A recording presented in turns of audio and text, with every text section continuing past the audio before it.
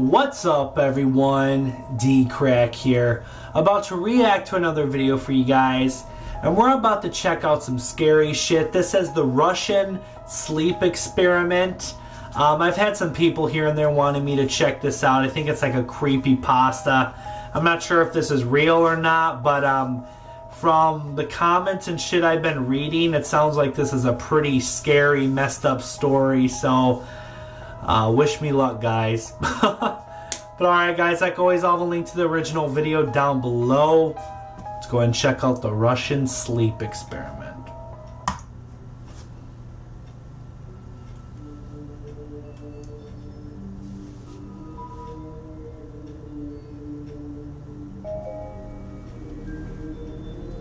In the late 1940s, a group of Russian researchers discovered an experimental gas-based stimulant which could eradicate the need for sleep in humans.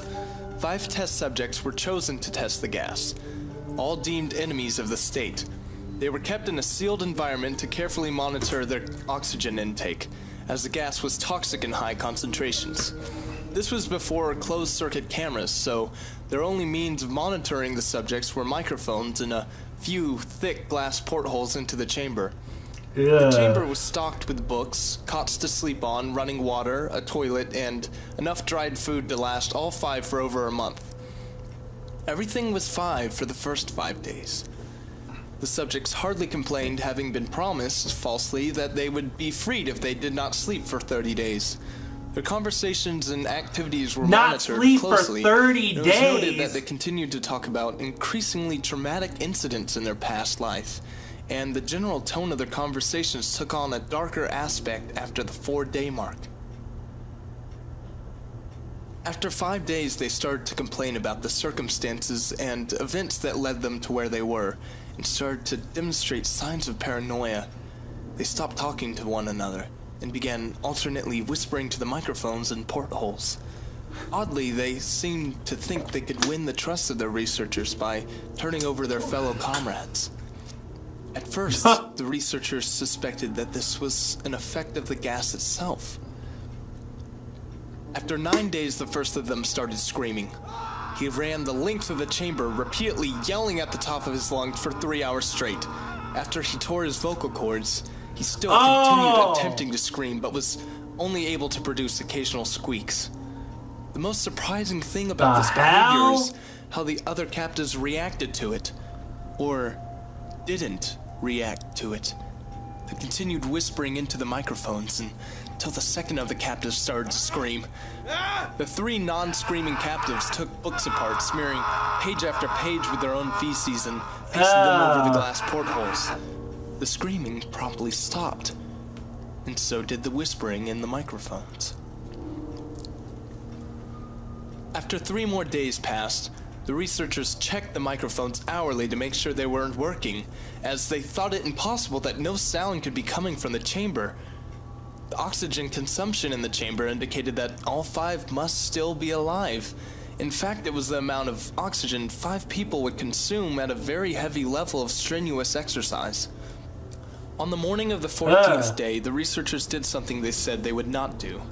They used the intercom inside the chamber, hoping to provoke a response from the captives. They announced, "We are opening the chamber to test the microphones. Step away from the door and lie flat on the floor, or you will be shot.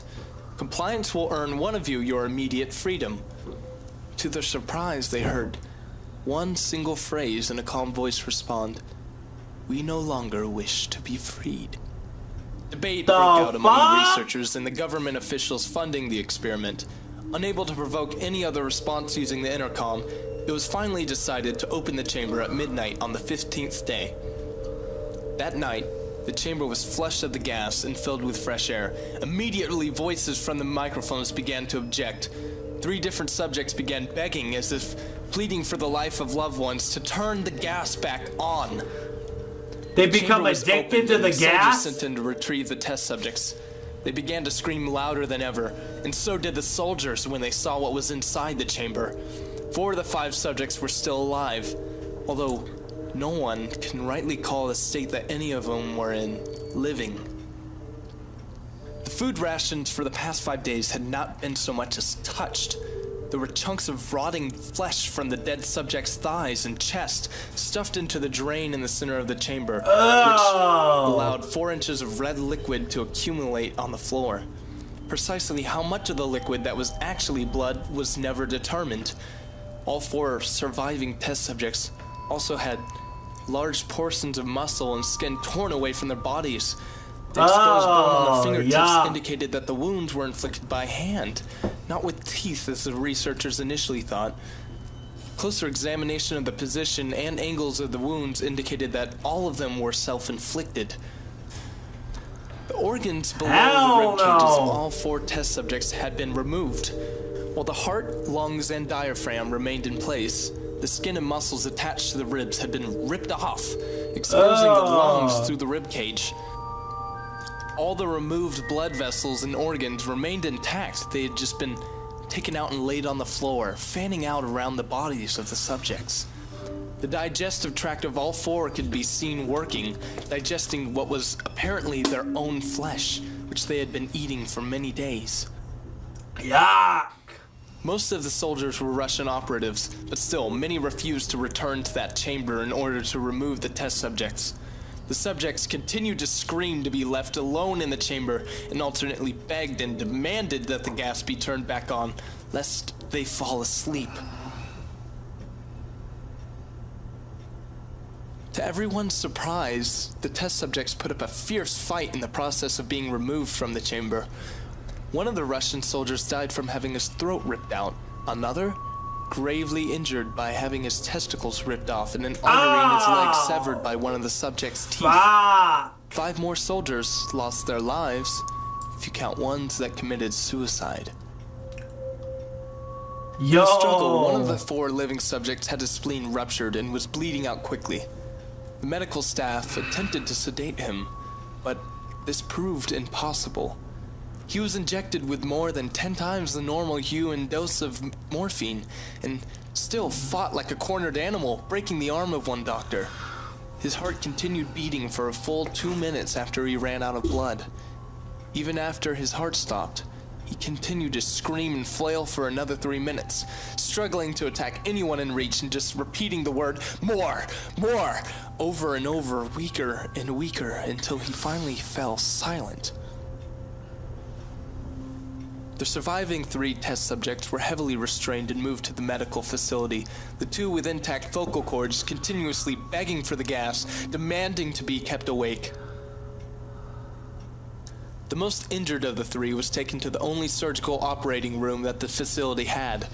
In the process of preparing the subject to have his organs placed back in his body, it was found that he was effectively immune to the sedative they had given him. He fought furiously against his restraints when the anesthetic gas was brought out to put him to sleep.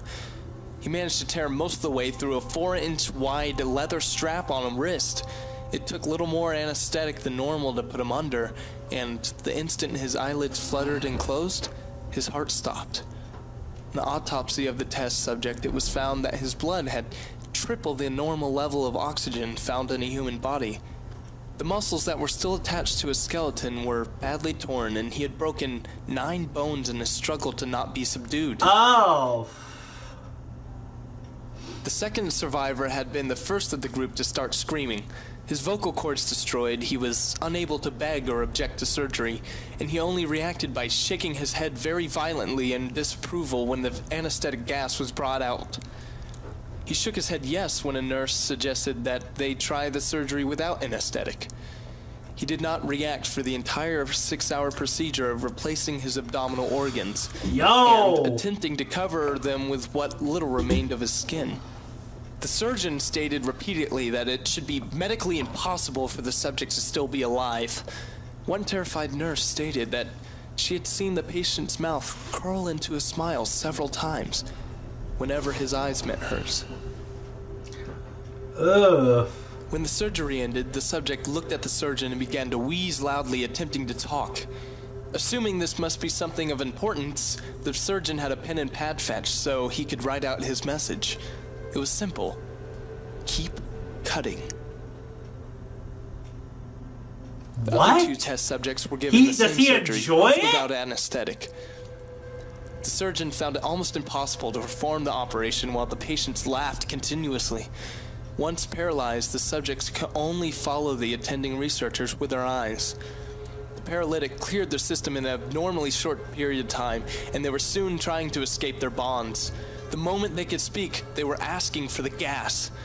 The researchers tried asking why. Why had they injured themselves? Why had they ripped out their own organs? Why did they want the gas? Only one response was given: I must remain awake. All 3 subjects' restraints were reinforced, and they were placed back into the chamber awaiting determination as to what should be done with them. The researchers, facing the wrath of their military benefactors for having failed the stated goals of their project, considered euthanizing the surviving subjects. The commanding officer, an ex-KGB, instead sought attention and wanted to see what would happen if they were put back on the gas. The researchers strongly objected, but were overruled.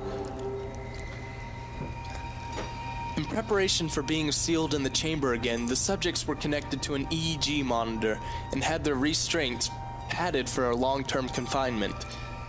To everyone's surprise, all 3 stopped struggling the moment they were back on the gas. It was obvious that, at this point, all 3 were putting up a great struggle to stay awake. One of the subjects that could speak was humming loudly and continuously. The mute was straining his legs against the leather bonds with all his might, first left, then right, then left again, just to have something to focus on. The remaining subject was holding his head off his pillow and blinking rapidly. Having been the first to be wired for EEG, most of the researchers were monitoring his brainwaves in surprise. They were normal, but most of the time, he just flatlined. It looked as if he was repeatedly suffering brain death before returning to normal again. As they focused on the paper scrolling down the brainwave monitor, only one nurse saw his eyes slip shut at the same moment his head hit the pillow. His brainwaves immediately changed to that of deep sleep, then flatlined for the last time as his heart simultaneously stopped. The only remaining subject that could speak started screaming to be sealed in now.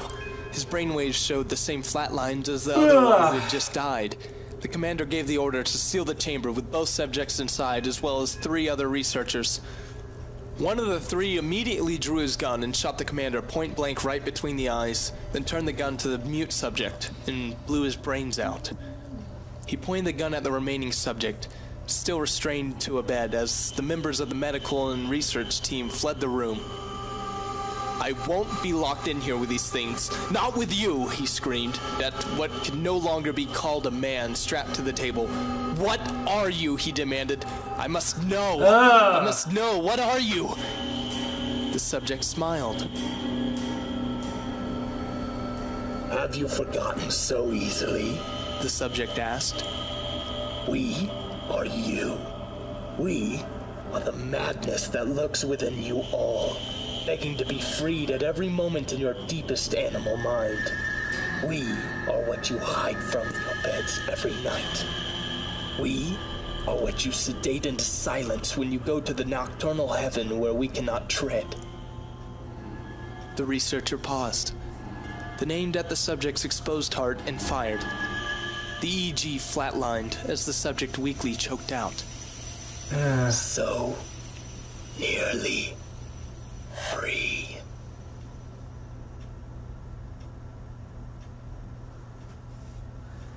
Ah, man, that's creepy. Well, alright guys, that was the Russian sleep experiment. Whew, that was messed up. Ugh. If you guys enjoyed this video, make sure and smack the like button and subscribe if you're new. Also, if you have another video you want me to react to, comment down below. Maybe I'll check it out. Make sure and follow me on Twitter, DKRACK94. But until next time, guys, peace.